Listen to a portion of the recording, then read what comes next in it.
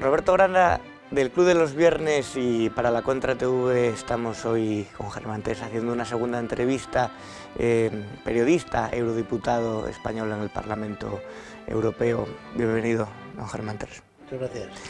Hablamos en una anterior entrevista sobre el proceso del periodismo, sobre cómo ha ido tirando para sacar las informaciones de Delcy Rodríguez, del vuelo que paró en Barajas. Desde el Club de los Viernes tenemos el lema o el eslogan de liberalismo de trinchera. ¿El periodismo es la última trinchera de libertad para enfrentarnos a este gobierno totalitario?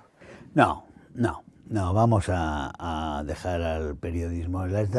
Hay mucho mito del periodismo y que se cultiva muchísimo por parte de todos aquellos que en realidad utilizan el periodismo para alimentar a la bestia, es decir, para alimentar lo que son los poderes en este momento que tienen supremacía ideológica en la sociedad occidental. O sea, es decir, hay mucho mito con quienes en realidad solo están pastoreando a la gente y pastoreando a la sociedad desde unas tribunas privilegiadas, porque los medios prácticamente han quedado en su inmensa mayoría en las mismas manos, están controladas por los mismos, la publicidad está controlada por ellos.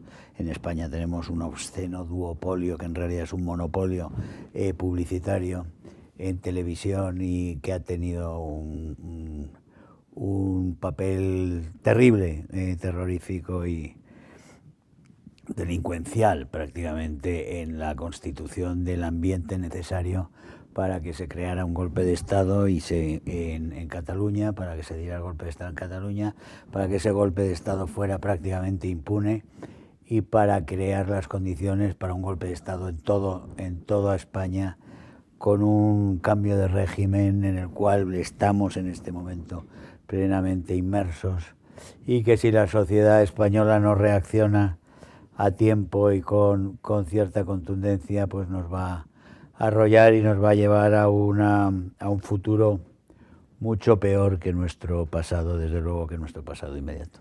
Duopolio, Mediaset, A3 Media. Estoy pensando yo ahora mismo en la reunión de Roures con Pablo Iglesias y Oriol Junqueras. Ahí se pudo labrar. Es que son actores, o sea, toda la información, por ejemplo, los matinales de las grandes cadenas generalistas han sido fundamentales con sus protagonistas catalanes, nacionalistas catalanes, explicando allí realmente lo que era la visión, presentando como la visión catalana lo que era una visión muy minoritaria del nacionalismo catalán, que después se ha ido ampliando, pero se ha ido ampliando por la condescendencia, por el apoyo masivo desde Madrid. Es Madrid el problema, no son los separatistas ni en el País Vasco ni en Cataluña. O sea, el golpismo hoy en día, primero fue la cobardía de los partidos nacionales, la conveniencia de hacer pactos y vender soberanía a cambio de mayorías en el Parlamento.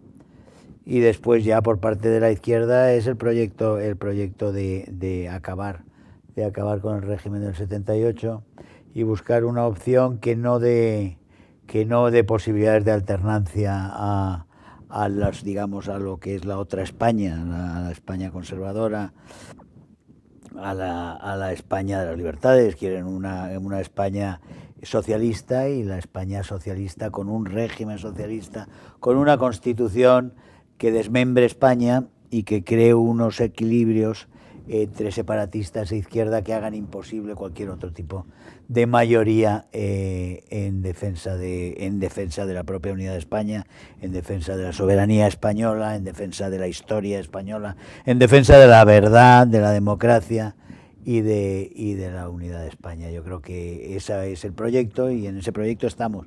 Y hay muy pocas resistencias, y desde luego los medios de comunicación han sido capitales a la hora de paralizar a las posibles resistencias y a la hora de desmovilizar a la sociedad en las posibilidades de reaccionar para defender sus intereses. Pero una izquierda que ceba al nacionalismo no debería ser una contradicción en los términos, es decir, falta explicar más que el nacionalismo es siempre xenófobo, supremacista, excluyente. No, eso parte de una visión beatífica de la izquierda. de pensar que la izquierda es eso de que son los pueblos unidos y todos buenos, todos igualitarios y tal. Eso es mentira. O sea, de lo que estamos hablando es son unos proyectos de poder, y en ese proyecto de poder el impedimento es España.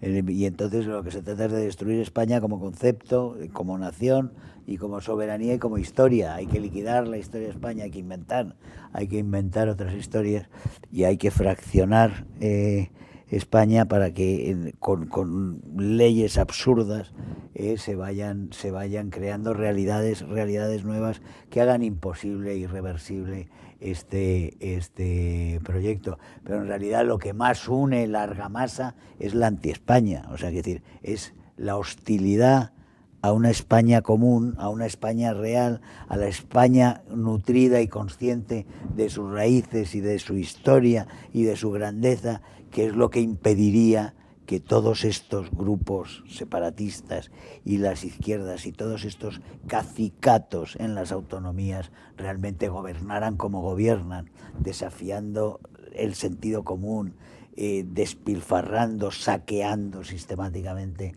a los españoles, a los trabajadores españoles, a la gente, a los empresarios, a los trabajadores, a todos los que realmente trabajan en este país, y que van creando cada vez una masa mayor. Cada cacicato por su cuenta va creando una masa mayor de gente dependiente de ellos, gente que no tiene ninguna esperanza de que pueda haber vida fuera de la obediencia al poder constituido. Es decir, son lo que se llama pues prácticamente las dictaduras perfectas. Estamos viendo es lo del PNV en el País Vasco, viene a ser el PRI en México, pero el PRI de los tiempos más brutales y con mucha mayor sofisticación en el caso del PNV. Es decir, no hay escapatoria, no se puede crear, generar, hacer, transmitir, exponer, no se puede hacer nada sin el visto bueno del Gran Hermano, y el Gran Hermano está en todas partes, y el Gran Hermano es el que reparte, el Gran Hermano es el que distribuye, el que reparte, el que autoriza y el que hace todo.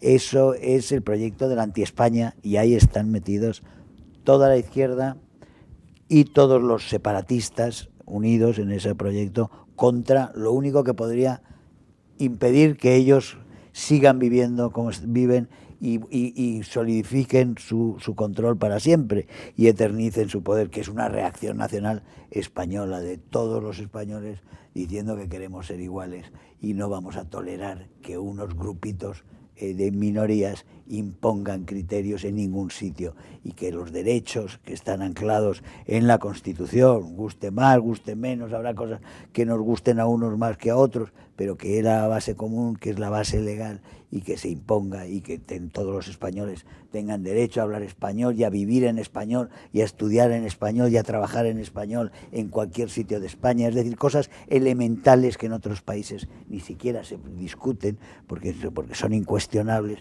pues que aquí vuelvan a ser derecho de todos los españoles. Eso sería el impedimento para todos ellos, y para eso tienen ellos que callar a todo el que intenta hacer eso y descalificarle y, por supuesto, intentar matarlo civilmente. Estuve de corresponsal en Varsovia cuando todavía existía el telón de acero y también cubriendo las guerras en Yugoslavia. Por lo tanto, en el tema comunismo y nacionalismo y los estragos que esto provoca, lo puede ver venir, y por eso alerta de lo que está ocurriendo en España. El peligro en España es tan real como pudiera ser, por ejemplo, la balcanización. El peligro es real, el peligro es, por supuesto, que es real. Yo me he dedicado toda mi vida a los regímenes, tanto al nazismo, que no viví yo, pero del cual sé mucho, también porque mi padre era austriaco y por todas las implicaciones de la generación de mi padre y de mi padre en aquella historia. Y después porque yo he vivido los países comunistas, he vivido dentro, he estado en los años 80 en todos los países del este, incluida la Unión Soviética. He vivido todos los procesos de caída de los regímenes del este, los he visto caer uno por uno, todos ellos, conociéndolos de antes. He visto como en algunos los aparatos comunistas se intentaban sustituir por unos nacionalistas y que es el caso de Yugoslavia, donde se va a la guerra. en ese sentido sé que en el siglo XX, y como decían, a mí me llamaban, decían, ya está el nazi, cuando yo hablaba de los países del este, ya está el nazi hablando así de Ceausescu y de otros, ¿no? Eso se decía en España cierta gente, y después la gente que decía que iba a durar el régimen, los regímenes comunistas, era más o menos que el fin de la historia y que ellos iban a sobrevivir al capitalismo, ¿no?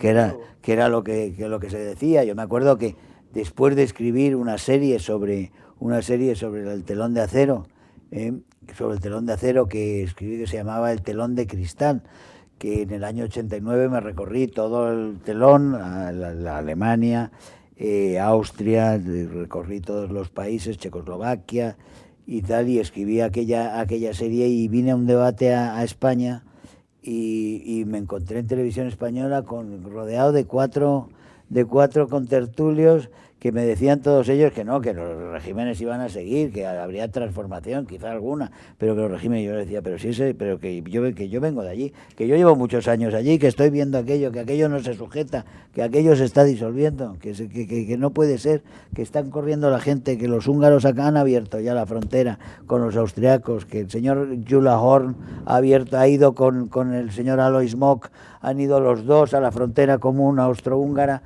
a cortar cortar la verja, y han corrido, los jovencitos alemanes orientales han corrido a través de la frontera, y nadie les ha dicho nada. Los policías húngaros miraban para otro lado. O sea, que es que está roto ya. Bueno, pues ellos decían que no, que Honecker tenía razón, que el muro iba a durar 100 años. El muro duró 2 meses y pico. O el 9 de noviembre, célebre aquel. Es decir, en la percepción en España hay muy mala información en general, pero es que en España, claro, es que la mentira es gratis aquí, como todos sabemos, pero decir ciertas verdades es muy caro, y a la gente no es buena pagadora, a la gente le da mucha pereza tener inconvenientes, y así, con esa actitud, se va permitiendo que se creen una serie de mentiras generales que cubren la sociedad como una especie de lámina, ¿sabes?, pegajosa, que impide pensar, ver y moverse. Porque todavía existe cierta visión romántica, digamos, en España, que se sigue existiendo sobre el comunismo. Lo ven todavía como un proceso revolucionario, pasional, juvenil, y de alguna manera, bueno, podemos ver mismamente la ministra de Igualdad, Irene Montero, y toda su corte, cuando murió Fidel Castro, las loas y los obituarios lacrimógenos de hasta siempre comandante, etcétera, etcétera. En el caso de Castro, que los comunistas lloren a Castro me parece muy normal y lógico. A mí mucho más me preocupa que realmente todo el establishment europeo estuvo lloriqueando por Castro, por el asesino de Castro. Eso es mucho peor. Y desde luego, si existe una explicación para que esa aberración que es Cuba, que ha sido la que ha estado exportando dolor, terror, mentira, sangre, desestabilización y al final pobreza allá donde ha ido, ideología venenosa por todos los lados, eso es Cuba desde hace 60 años, y eso es gracias al apoyo de las democracias europeas, nadie lo dude. También a la complicidad de muchos de los países latinoamericanos, iberoamericanos, que por esa especie de prurito de que el antiimperialismo, etcétera, etcétera, lo apoyaron, pero en gran parte porque ha sido no ya la Unión Soviética que la apoyaba hasta el 89, hasta el 91, y que después ha seguido, digamos, apoyando, no. La justificación de Cuba o la simpatía repugnante a Cuba por parte de los círculos dominantes en las democracias occidentales, que hace que todos los presidentes franceses hayan mostrado en algún momento no solo simpatía, sino algunos de ellos que hayan ido a visitar al asesino aquel a su guarida, a Fidel Castro, mientras estaba vivo. Es decir, hay cosas absolutamente insufribles en la conducta de las democracias europeas, de la cobardía europea, de la hipocresía europea, y que esas cosas se pagan. 2 veces han venido los americanos a salvar a Europa de sus propias miserias y de sus propios crímenes. Yo creo que no lo harían otra tercera, desde luego, en estas condiciones. Germán Terse, gracias por estar hoy en la Contra TV y para el Club de los Viernes. Encantado de estar aquí con vosotros, como siempre.